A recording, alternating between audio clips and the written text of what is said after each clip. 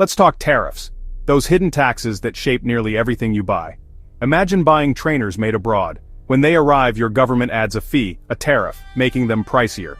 It's like a bouncer at the border, charging extra for foreign goods. For example, a 200-pound smartphone from China gets a 10% tariff in the UK, bumping the price to 220 pounds before profit. Importers pay the tariff, but you end up footing the bill.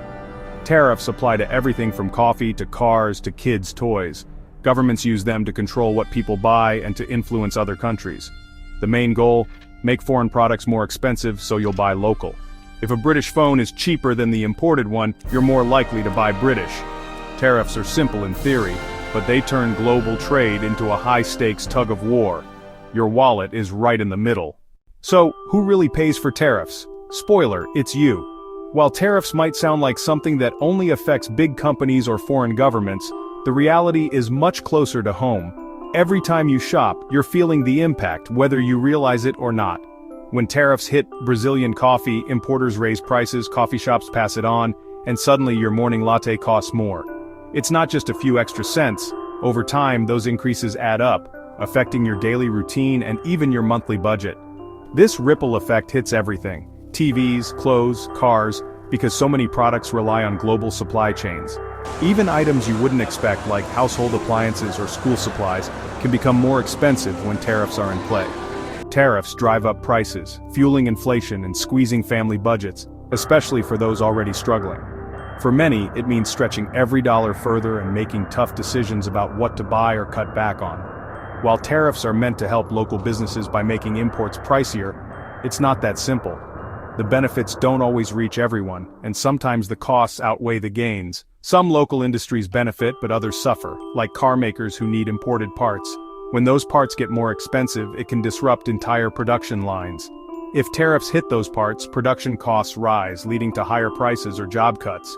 Workers may face layoffs and companies might have to scale back. It's a balancing act: help one industry, hurt another. The effects can be unpredictable and far-reaching, touching every corner of the economy. For families, it means tough choices at the checkout.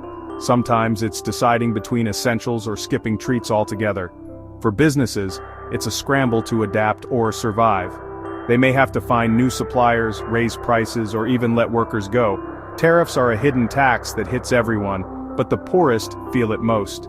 Those with the least flexibility in their budgets are forced to make the hardest sacrifices. Even industries meant to be protected can get caught in the crossfire. Sometimes the very jobs tariffs are supposed to save end up at risk. The result? Higher prices, job uncertainty, and a lot of economic pain. It's a chain reaction that can be hard to stop once it starts. Tariffs may sound like a tool for national good, but the costs are real and immediate. Policymakers must weigh these consequences carefully. In the end, it's ordinary people who pay the price, at the store, at work, and at home. Why do governments use tariffs if they cause so much trouble? It seems counterintuitive. Why make things more expensive for your own people? But the answer is more complicated than it looks. It's about protecting jobs, industries, and sometimes national security. Leaders want to shield their country's workers from being undercut by cheaper goods from abroad and keep critical industries alive. If cheap imports threaten local factories, tariffs make those imports pricier, giving local businesses a fighting chance. This can mean the difference between a factory staying open or shutting down. Some industries, like steel or food, are seen as too important to rely on foreign suppliers, especially in a crisis. Imagine a country unable to produce its own food or steel during an emergency. Tariffs can also be political weapons, punishing countries for bad behavior without firing a shot. They're a way to send a message or to try to force change. The US, for example, has used tariffs to pressure countries over human rights or environmental issues. Sometimes tariffs are a bargaining chip in bigger negotiations. Retaliation is common. One country imposes tariffs, the other hits back, and soon both sides are worse off. This back and forth can escalate quickly. This tit-for-tat can spiral into a trade war, hurting businesses and consumers everywhere. Prices rise, choices shrink, and uncertainty grows. It's like a chess match where every move has real-world consequences for jobs and prices. Each decision can ripple through the economy in unexpected ways. Tariffs aren't just about economics, they're about power and leverage. They're tools in a much larger game of global influence and negotiation. When governments play this game, it's ordinary people who feel the impact. Everyday shoppers, workers, and families end up paying the price. The stakes are high and the risks are real. A single policy change can send shockwaves through markets and communities. Tariffs can protect, punish, or provoke, but they always come with a cost. That cost isn't just numbers on a spreadsheet, it's livelihoods and futures. And in today's interconnected world, that cost is bigger than ever, touching lives in ways we often don't see until it's too late. Meet the BRICS: Brazil, Russia, India, China, and South Africa. An alliance that's rapidly emerging as a challenger to the old economic order. These countries, once seen as developing economies, are now stepping onto the world stage with bold ambitions and a shared vision for the future. These fast-growing nations want more influence in global affairs and less dependence on the US and Europe.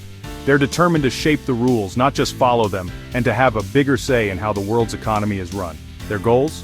To boost trade among themselves, reform global financial institutions, and reduce their reliance on the US dollar for international transactions.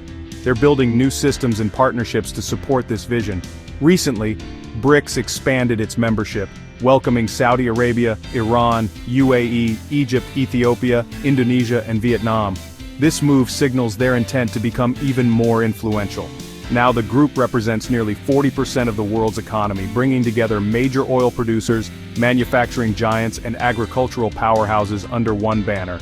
This isn't a small club anymore, it's a global force, with the potential to reshape international relations and economic power structures. Their growing power puts them on a collision course with the US, especially as they push to trade in their own currencies and reduce the dominance of the dollar in global markets.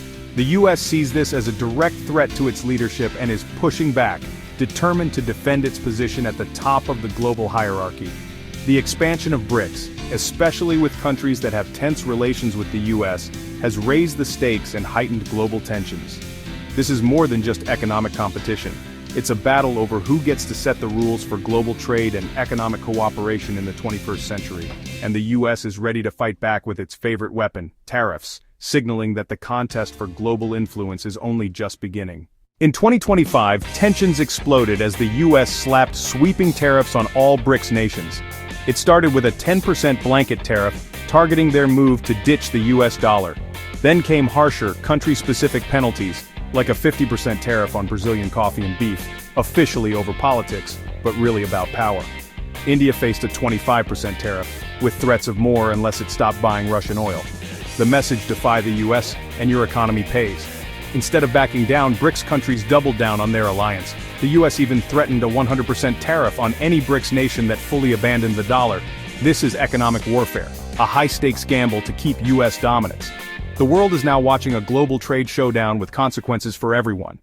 The fallout was immediate. US families saw prices soar. Coffee, electronics, cars all cost more. Businesses relying on BRICS imports faced higher costs, forcing tough choices: raise prices, cut jobs, or lose profits. BRICS nations hit back with their own tariffs, hurting US farmers and tech companies. In Brazil, agriculture suffered. In China, factories slowed. In India, tech exports shrank. The tariffs slammed economies used to fast growth, causing job losses and uncertainty. Workers and families everywhere felt the pain, fueling anger and resilience. Ironically, US pressure united BRICS publics behind their governments. When governments wage trade wars, it's ordinary people who pay the price. This trade war is reshaping the global economy, breaking old alliances and forcing countries to pick sides. Supply chains are disrupted, businesses scramble for new partners, and the US dollar's dominance is under threat. The more the US uses tariffs as a weapon, the more others seek alternatives. BRICS nations are accelerating plans to trade in their own currencies, which could weaken the dollar and US influence. The US, aiming to isolate China, has instead pushed India and China closer, fracturing old alliances. The world is becoming more fragmented and multipolar. The outcome will shape prices, jobs, and global stability for years to come. One thing's certain: the rules of global trade are changing, and so is your place in it.